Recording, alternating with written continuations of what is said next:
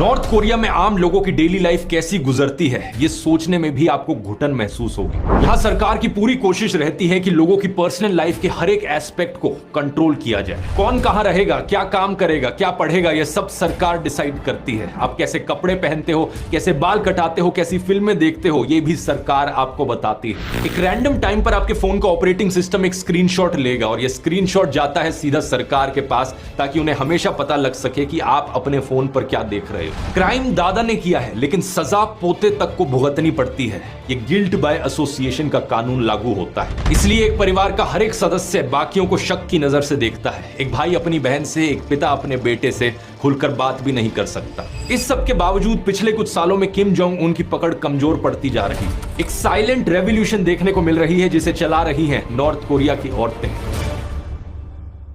नमस्कार दोस्तों, साल 1981 नॉर्थ कोरिया के पॉलिटिकल प्रिजन कैंप नंबर 14 में एक प्रेग्नेंट औरत को कैद किया गया है।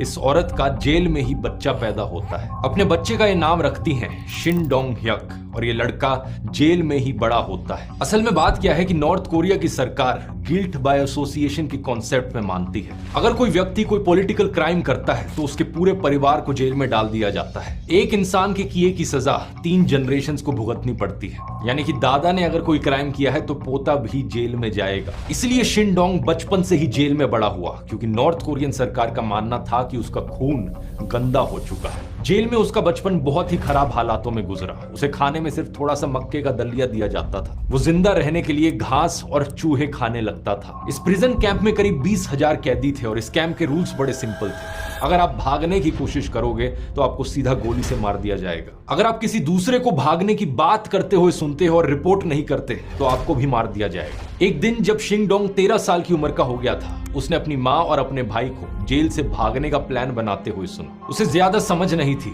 छोटा था, बेचारा भूखा था, तो उसने ये बात जाकर गार्ड्स को बता दी, इस उम्मीद में कि गार्ड्स उसे थोड़ा ज्यादा खाना दे देंगे। इसके 7 महीने बाद सभी कैदियों को ग्राउंड पर इकट्ठा किया जाता है और सबसे आगे शिन डोंग को लाकर खड़ा किया जाता है और उसकी आंखों के सामने प्रिजन गार्ड्स उसकी माँ को फांसी पर चढ़ा देते हैं और उसके भाई को गोलियों से मार देते हैं।